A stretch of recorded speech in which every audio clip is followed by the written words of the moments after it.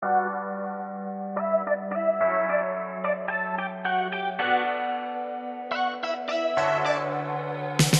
un label mythique qui fait son retour dans le paysage automobile. 3 lettres qui résonnent dans l'univers de la sportivité depuis plus de 40 ans. Le badge GTI renaît de ses cendres chez Peugeot avec cette i208 GTI. Et c'est ici, dans la Sarthe, sous la chaleur mancelle, à l'occasion de la 93e édition des 24 heures du Mans, que le constructeur socialien lève le voile sur sa citadine survoltée, la toute première GTI 100% électrique de l'histoire.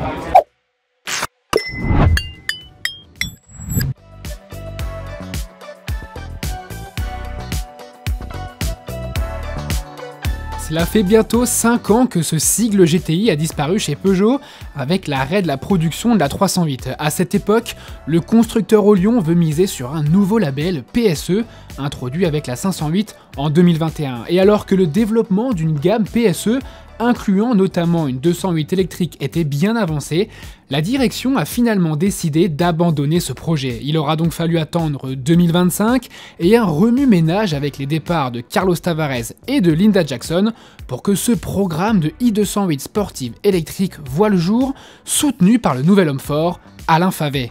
Je crois que GTI, ça fait vraiment partie des racines de Peugeot, donc ce serait vraiment pour moi incompréhensible de se passer de cet héritage, de ce bagage qu'on a très positif pour la marque. Je pense que GTI, c'est quand même plus évocateur, pour être honnête, pour le plus grand public et pour les anciens fans de la marque que PSE. Et c'est pour cette raison qu'on a choisi le badge GTI. GTI, pour nous, c'est plus qu'un badge, c'est vraiment un esprit. On voulait absolument partager ce moment-là avec nos fans ici. Donc on voulait le faire, même si évidemment c'était un peu tôt par rapport au lancement de la voiture qui lui n'aura lieu que l'année prochaine. Donc il faudra un petit peu patient. Mais je pense que vu la voiture et ce qu'elle promet, c'est une voiture pour laquelle on peut être un peu patient. Les designers de Peugeot sont repartis de la base de la 208 actuelle pour lui donner un look sportif. Ils ont joué sur la posture, en abaissant le châssis de 3 cm et en élargissant les voies de plus de 5 cm à l'avant et de près de 3 cm à l'arrière. C'est ce qui permet à cette i208 GTI d'avoir cette silhouette musclée, sans trop en faire non plus, comme nous l'explique Mathias Ossan, le directeur du style Peugeot. On n'est pas dans une surexpressivité de la sportivité par exemple, et ça c'est quelque chose qu'on retrouvait à l'époque sur 205 GTI bien entendu, qui gardait justement ce côté assez simple et épuré finalement sur la partie extérieure. Ce label GTI il fait donc son retour au catalogue de Peugeot et il fait donc son retour sur la carrosserie de cette Peugeot i208. Alors il ne se trouvera pas ici puisque c'est l'inscription du modèle que vous voyez au niveau du montant à l'arrière. Évidemment il se retrouve comme à l'époque sur la 205, au niveau du haillon il vient compléter le nom i208 GTI. Alors vous apercevez derrière moi des jantes de 18 pouces perforées. Pour certains, elles rappelleront peut-être le design de celles des Golf 5 GTI ou encore des Alfa Romeo. Elles sont en fait inspirées des jantes de la 205 GTI d'époque. Alors oui, les orifices sont ici plus ajourés, mais dans le but d'optimiser le refroidissement du système de freinage, on a ici à l'avant des disques de 355 mm de diamètre pincés par des étriers à 4 pistons. Comme un clin d'œil au GTI d'époque, cette nouvelle Peugeot i208 se part d'une très belle teinte rouge exclusive. Ce rouge, il a un petit nom, s'appelle le rouge néon.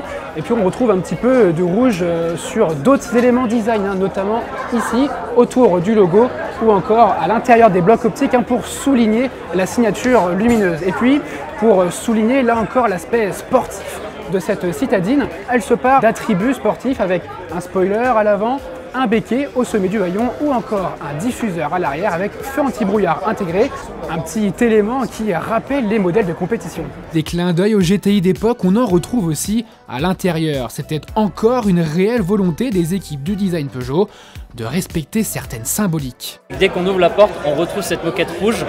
On retrouve aussi des sièges bimatières que l'on avait à l'époque sur 205 GTI mais réinterprétés de manière extrêmement moderne.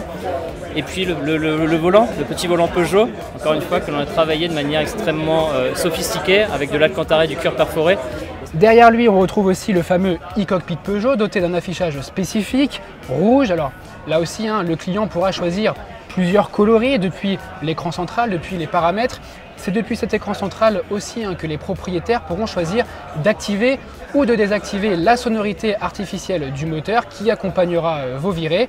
Et puis un petit mot sur les matériaux, ils sont agréables à l'œil avec de l'alcantara, On a des tissus qui sont de qualité et puis des rappels de carbone. Alors c'est certes du plastique, mais c'est joli à l'œil, agréable au toucher.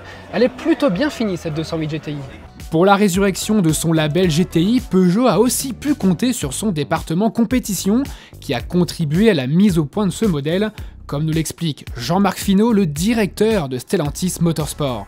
Donc les équipes qui travaillent le matin sur la 9X8 travaillent l'après-midi sur la 208. Donc toute la contribution qui a été faite, ça a été le développement d'un moteur et de l'adaptation moteur spécifique de 280 chevaux pour en faire la voiture la plus puissante de sa catégorie et un tuning qui rend un agrément de direction typique de l'ADN de la GTI. Donc cette sensation de précision, de scalpel quand on entre en virage, ça faisait partie des éléments du cahier des charges. Et pour atteindre ce niveau de précision, Christophe Oriot, ingénieur responsable du projet, et ses équipes ont presque entièrement revu le châssis de la 208 afin d'en faire une vraie sportive. On a redimensionné, je dirais, pas tout, mais 90% des pièces de châssis.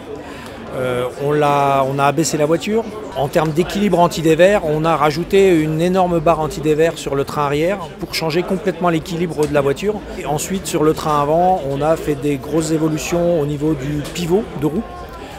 Parce qu'avec le couple et puis également la puissance que l'on doit faire passer au sol par le train avant, on devait redimensionner un certain nombre de pièces pour y arriver.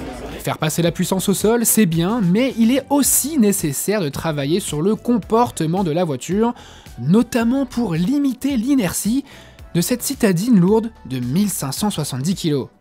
Cette sensation de poids, on ne l'a pas tellement quand on conduit la voiture. Ça vient du fait qu'on a abaissé la voiture, qu'on a changé, comme je l'ai expliqué, l'équilibre anti-dévers avant-arrière, et ça c'est fondamental. Et puis on a pour s'aider un différentiel à glissement limité à l'avant, mécanique, qui est spécialement tuné pour cette voiture-là.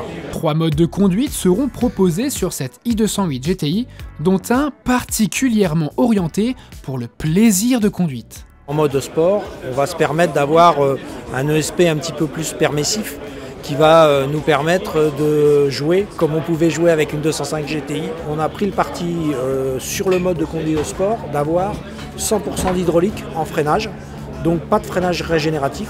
C'est un vrai parti pris. Si on veut conduire sportivement, il faut avoir cet agrément pédale. L'autonomie est annoncée à 350 km avec la batterie de 54 kWh de la 208 actuelle. Le prix, quant à lui, devrait avoisiner les 45 000 €. C'est plus cher que l'Alpine A290, certes moins puissante, mais le match s'annonce très serré entre ces deux sportives électriques, et la 290 a clairement du souci à se faire. Pour résumer, cette nouvelle Peugeot i208 GTI perpétue l'héritage d'un label emblématique né dans les années 1980, tout en ouvrant une nouvelle page du livre avec cette motorisation 100% électrique. Alors, on peut saluer l'audace de la nouvelle direction d'Alain Favet, le nouvel homme fort de Peugeot, qui a pris le risque de rouvrir des cartons poussiéreux pour faire revivre ce label pour le plus grand bonheur des passionnés et puristes. Et puis rappelons aussi que cette motorisation électrique, ce choix est un petit peu contraint par les normes environnementales, les normes européennes, n'en déplaise à certains détracteurs qui critiqueront forcément ce modèle. Ne serait-ce que le rendez-vous est pris pour 2026 avec la commercialisation de cette Peugeot i208 GTI.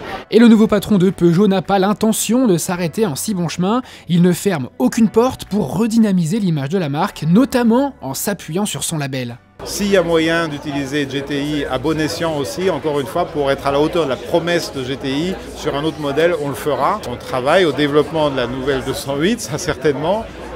Pour la GTI, on n'est pas encore très avancé sur ce sujet, mais bien entendu, s'il y a une nouvelle 208 dans le futur, elle aura une version GTI.